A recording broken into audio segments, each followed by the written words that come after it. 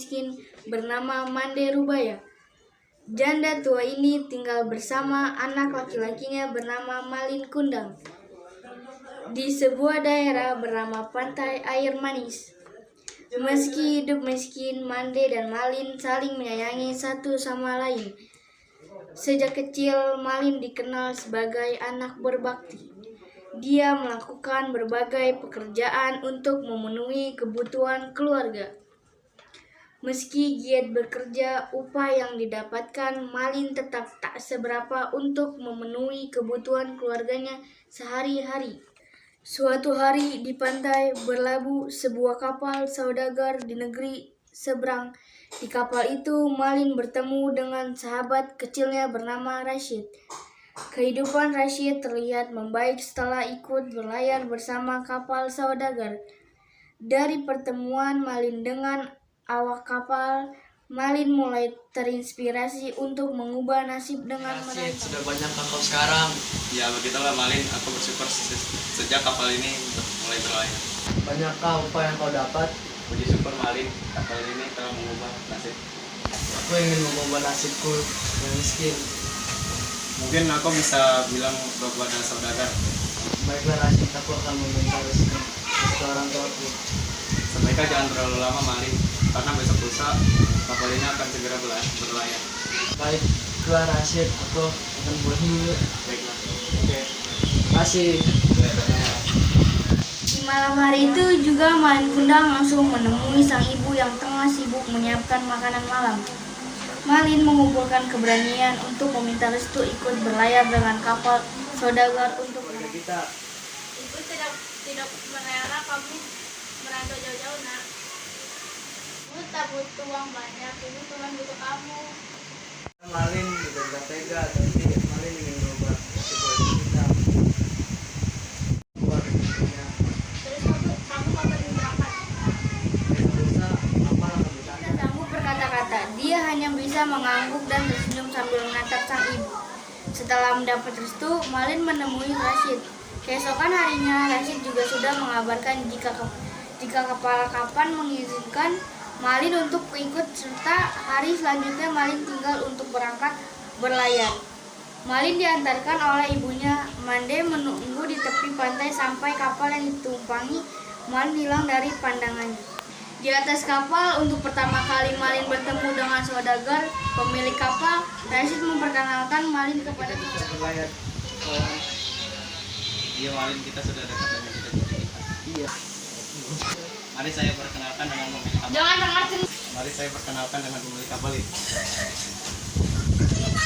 Tuan, perkenalkan ini Malin. Dia baru pertama kali berlayar di kapal ini. Tuan, perkenalkan ini Malin. Dia baru pertama kali berlayar di kapal ini. Apakah kalian betul-betul meminta perubahan? Tentu saja kami mau Tuan. kapal itu pun akhirnya sampai di pelabuhan tujuan. Sang saudagar segera turun di Ini apa nih? Kapal itu pun akhirnya sampai di pelabuhan tujuan. Sang saudagar segera turun diikuti anak buahnya yang menurunkan barang-barang yang diborong di pantai Air Manis.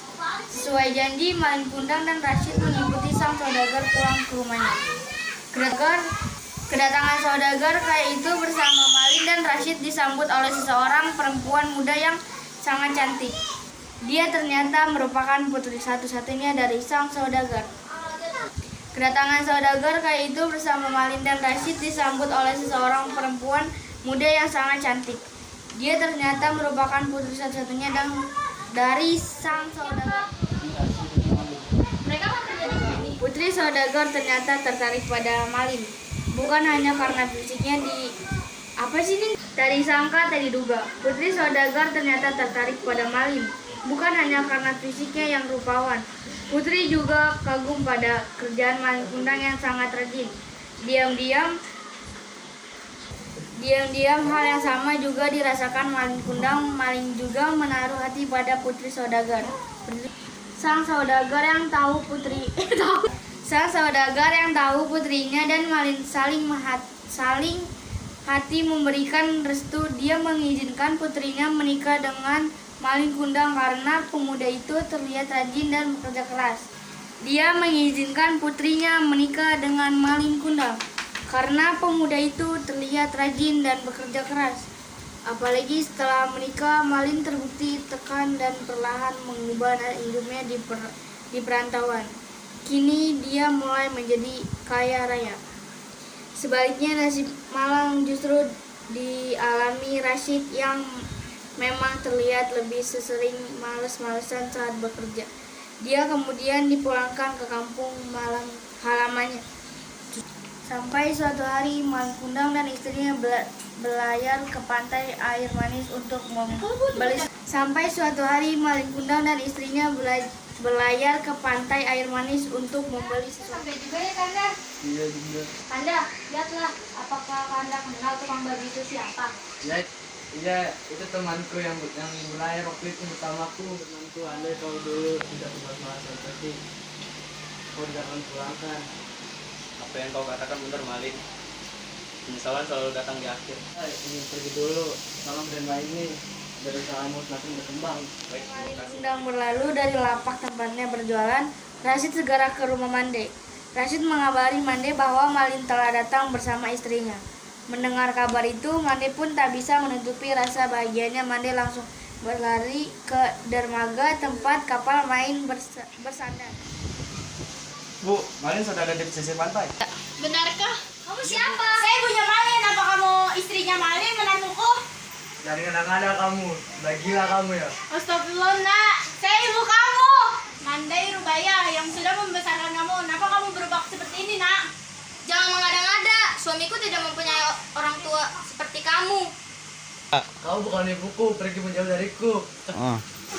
Dah. Ya Allah, kenapa anakku seperti ini menjadi berubah?